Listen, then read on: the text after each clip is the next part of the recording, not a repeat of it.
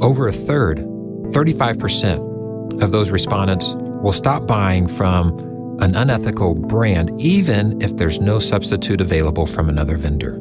So even I'd rather go without than be associated with an unethical brand. Companies seen to lack character will clearly have a difficult time in the marketplace.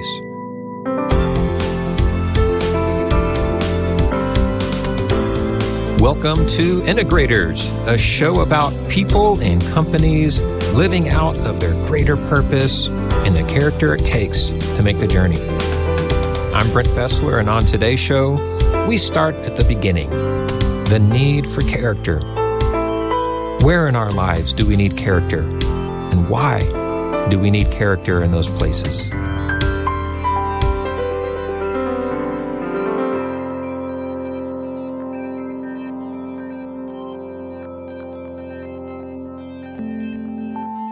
I like fractals. I guess that makes me a nerd, and I own it proudly. And fractals are a math concept that maybe only math nerds pay a lot of attention to, but more than some oblique concept for math nerds, fractals are crucial for understanding some profound truths, like the need for character. You know, fractal is a math concept where the same pattern repeats over and over, no matter what level you observe. You know, as examples, we see it in ferns or in trees, where you see a certain branch structure at the trunk of the tree, but then you look up that branch that comes off the trunk, and you see that same branching pattern repeating over again. But then you look at the smaller branches in the same pattern, and even all the way down to the leaves on those branches, they have that same branching pattern. You know, we see them in other places too, in coastlines or in snowflakes, or even in man-made environments like the stock markets, or in our everyday life, in our rest. You know, we take breaths moment by moment. We need to take breaks every hour or so. We need to sleep every day. We need to take at least one day a week to unplug and rest. And every few months, we need to take a longer break. And sometimes, even as we look right now in April of 2020, where COVID-19 is running rampant, we're taking an even larger break as a society. So we see these patterns repeat over and over again. And fractals are valuable because fractals don't just happen by chance. When you see a pattern repeating over and over like that, and you see a fractal, you know that there's an underlying principle or a law pervasive enough to keep showing up over and over again.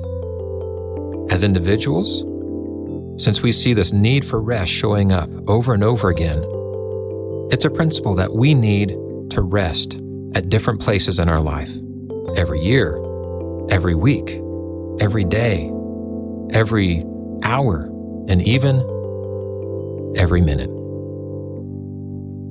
So character, I present to you, is a fractal. And this podcast today is going to unpack the layers of life that depend on character, from the largest macro and mega scales down to the smallest scale.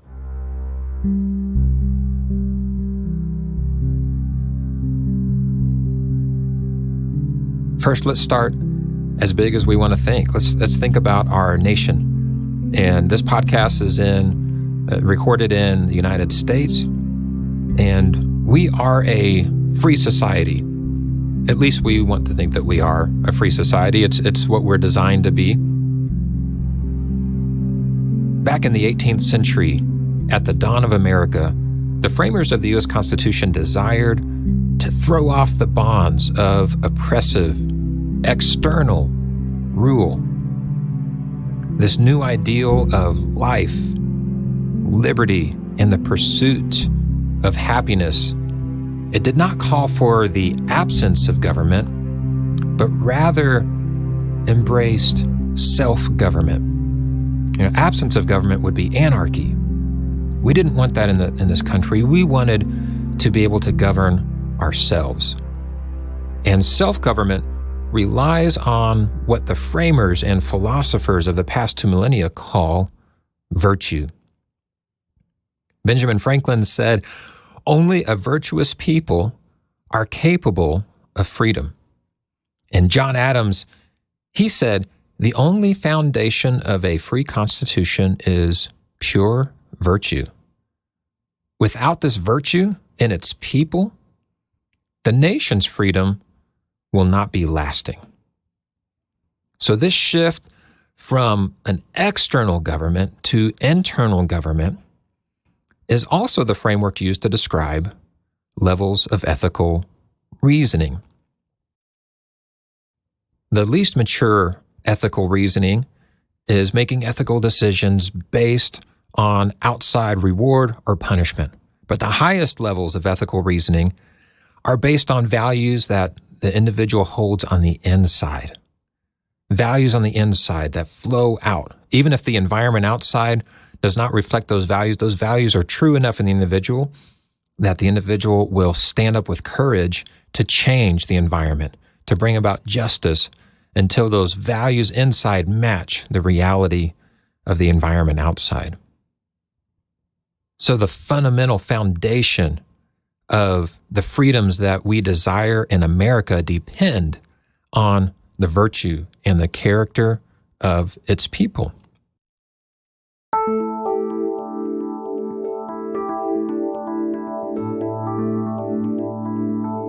Now, zooming in just a little bit, let's take a look at the marketplace and the markets where things are bought and sold and services are delivered. Consumers prefer to do business with ethical brands. Yes, it's transactions taking place, but where those transactions have more trust is where you have stronger bonds between the consumer and the providers. A Mintel study that I'll link to in the notes found that 56% of consumer respondents stop buying from brands that they perceive as unethical. Now that makes sense. When we're making a purchase, there's some connection that we are becoming, developing a relationship and becoming somewhat a part of that brand that we're buying from. So we don't want a unethical brand for ourselves. And so we tend to not purchase from companies that have an unethical brand or perceived as unethical because we end up projecting that brand on ourselves. But here's the interesting part. Over a third, 35% of those respondents will stop buying from an unethical brand, even if there's no substitute available from another vendor. I'd rather go without than be associated with an unethical brand. Companies seen to lack character will clearly have a difficult time in the marketplace. Now, of course, those public-facing brands of companies are usually a representation of the inside brand and the culture in those companies. And companies, they run on trust. And the importance of character in a company is going to be a topic of a future podcast. But for now, let's just suffice it to say that internal trust and character of a company directly impacts organizational employee turnover, productivity, profitability, even innovation and creativity. And all these things together, that internal trust directly drives sustained growth that all depend heavily on the corporate character and internal trust.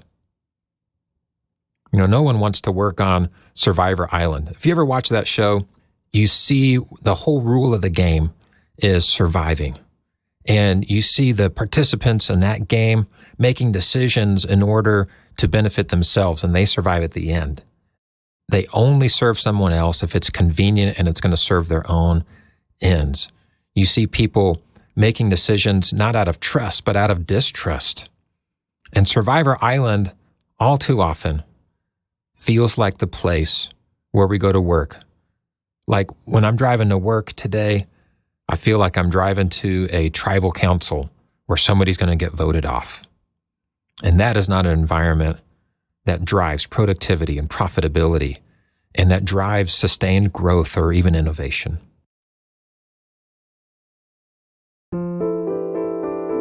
Now let's step out of companies and let's step into our personal lives just a little bit. Relationships suck without trust. Meaningful relationships, they run and rely on trust.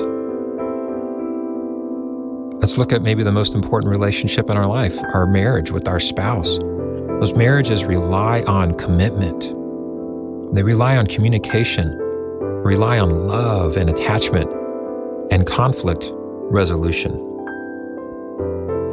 If you ask any person to rank in order of importance skills, knowledge, or character in their spouse, or what they desire in their spouse, hands down, character's always going to come out on top. We need to be able to trust our closest relationships.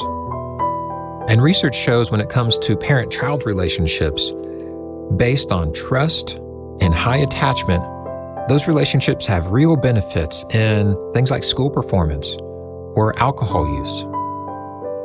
And relationships that lack trust are a primary cause of trauma. But relationships that are high in trust and character are one of the most rewarding things on this earth. We don't just need it, we desire character in our closest relationships. It's one of the sources of the most joy and pleasure in our life. And it's real joy. It's not fake joy. It's real pleasure, not just fake pleasure. But without character in our closest relationships, those relationships suck.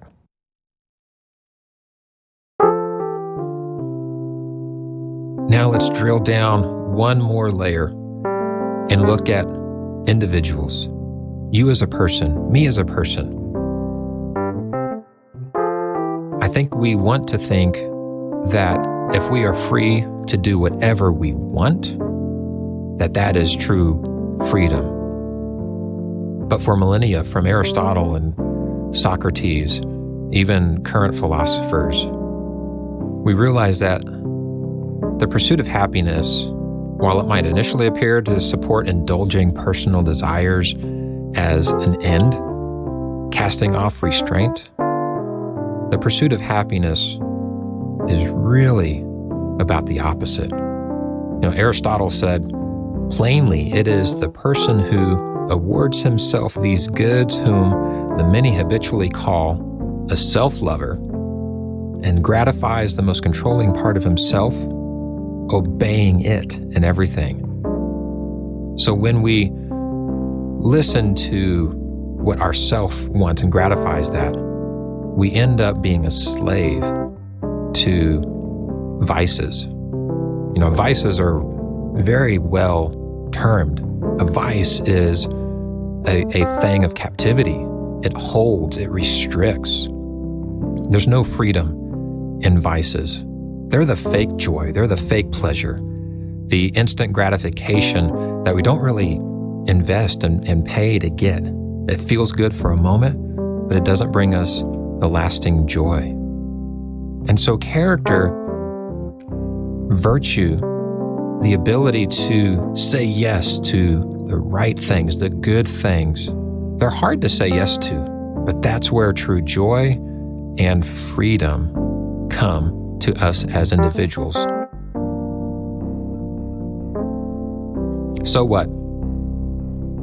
We've looked at the very mega level at our country and our nation, that our freedom depends on it, our markets, our companies, our closest relationships, and even our own personal freedom and happiness.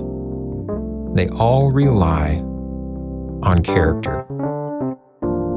Character is not a luxury or a nice add-on. But even in our dependence on character and virtue, we are all born completely void of them. And that stinks. So this leaves us with some questions to discuss at another time. What is character? How do you develop character? Whose responsibility is it to develop character? We'll talk about these questions another time, but until then, look around you, find character, cultivate character, discover your greater purpose in yourself and around you and others. I'm Brent Fessler, and thank you for joining us today on Integreaters. We hope you enjoyed today's episode on the importance of character and look forward to being with you again soon. To help you develop character in your teams wherever you live, check out the resources on our website at integreaters.com. That's INTEGREATERS.com. Subscribe to our blog and this podcast and follow us on social media to stay up to date with free workshops coming your way. You can also schedule a time on our website for us to come work personally with your teams. Integreators is a production of Livingstone Studios. I'm Brent Fessler. Love God, love others, and build on purpose.